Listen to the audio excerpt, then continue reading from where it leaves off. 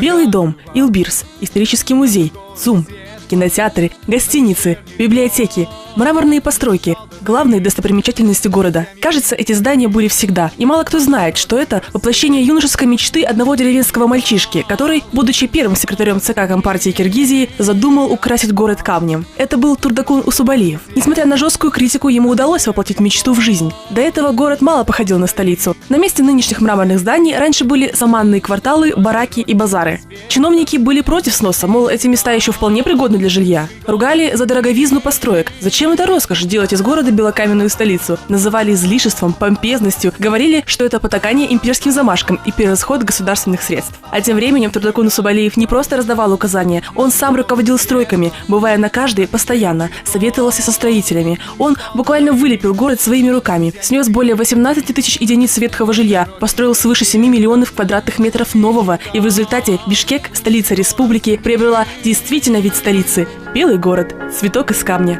родного, добытого в Кыргызстанских горах. Мой белый город и цветок из камня. Потом Турдакуна Усубалиева сместят с поста, видимо, за слишком уж неординарный вклад в развитие Кыргызстана.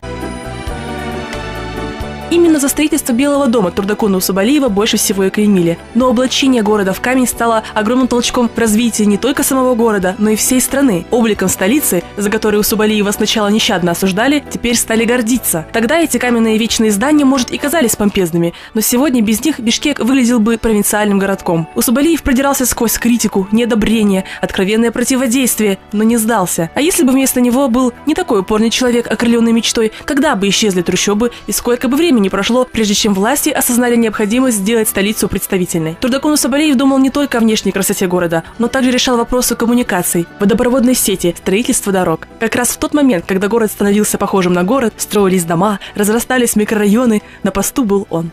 Еще была у Турдакуна Усубалиева заветная мечта – построить комплекс Манас-Айлы на плоскогорье в южной части города. Построили, но уже без его участия. И, возможно, поэтому этот комплекс нельзя назвать долговечным, он требует постоянной реставрации.